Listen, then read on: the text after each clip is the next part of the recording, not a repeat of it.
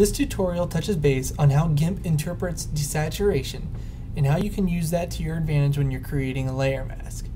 As you probably know at this point, layer masks are a very important tool in creating more involved edits like what you see here. And if you like any of the photos you see here, check out the link below for a tutorial on how it was made.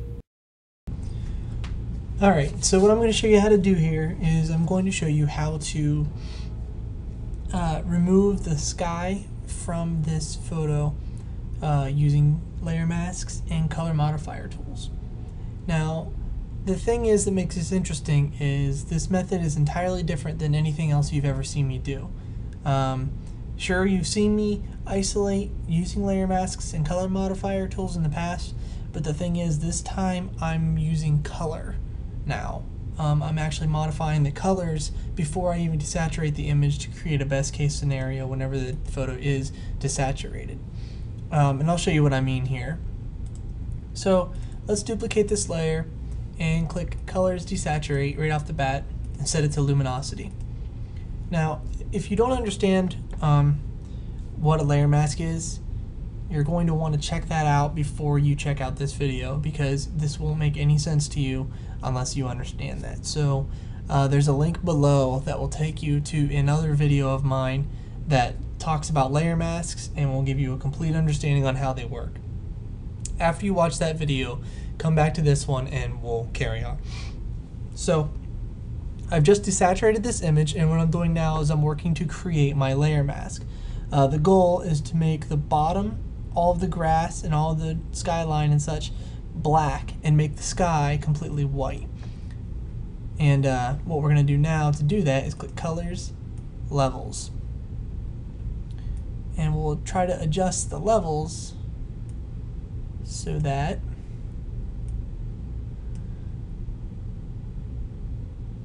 our ground is black and our sky is white.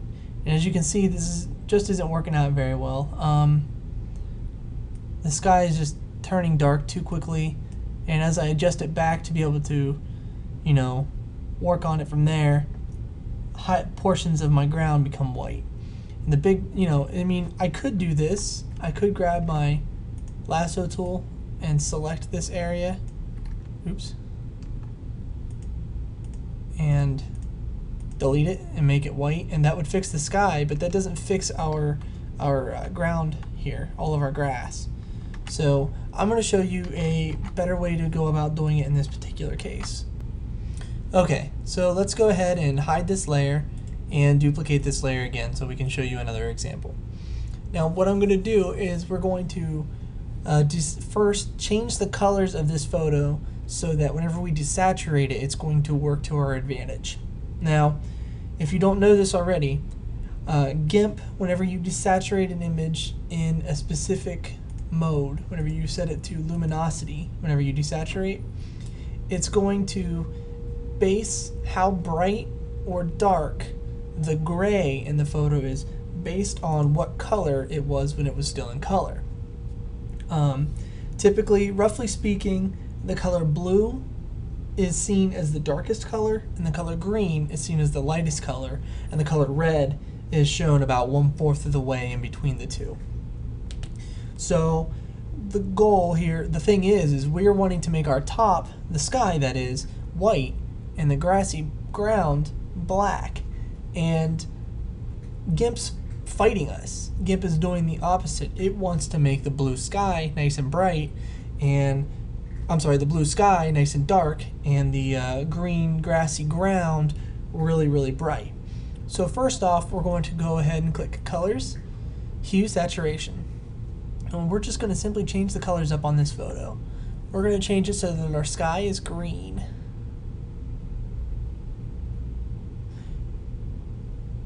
Like so.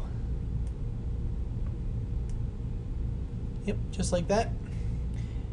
And then we're going to click OK.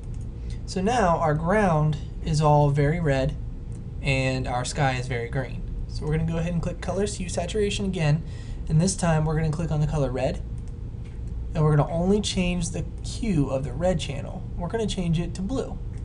So now all of the red in my photo is going to turn blue. Now as you can see, I didn't get the tips, and that's because those are magenta. So if you do this again, and then you go over and you set the color blue again, all of those are going to turn a very dark blue. Now click OK. Now whenever you click Colors Desaturate, you set its luminosity. The sky is already bright and the ground is already pretty dark. And if you compare that to the photo by default, here's a quick comparison. So there it is without changing the hue, and there it is after changing the hue. It's a pretty substantial difference for not really changing much. Alright, so now that we have our image desaturated, we can now click on Colors, Levels, and we'll be able to adjust the levels a little better now that the difference between the sky and the ground is more defined. So we'll go ahead and start tweaking our levels.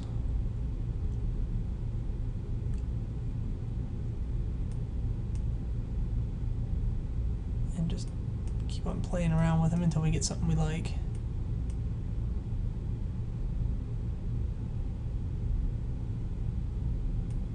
See, we still have some artifacts down here, but you're going to have that. The only big thing is that we have this edge and all of these complicated things selected, which in this case we do. Fixing the rest of this is pretty easy. So at this point I'm going to go ahead and just click OK, and then click on my lasso tool and just select this area at the top. Then I'll click on my bucket tool, set it to fill whole selection, and fill it with the color white. So now my entire sky is white, and I just have some remaining garbage at the bottom. And to fix that, you could also take the lasso tool again and repeat that same process. Just kind of roughly select the area that you want to fill with black, and then get your bucket tool out. Shift B is the shortcut key for the bucket tool. And right now I have the color white, so I want the color black, so I'll hit X to switch over to black. And then I'll make sure I'm set to fill whole selection and fill the selection with black. And then select none to deselect all, or Control Shift A. And then now, as you can see, we have our background and foreground selected perfectly. So now we just have to turn it into a layer mask. So just right click on it and click Add Layer Mask, set it to grayscale copy of layer, and click Add. And then what we're going to do is we want to get that layer mask, well actually, let's do this. Let's select all and delete everything on this layer. And let's go ahead and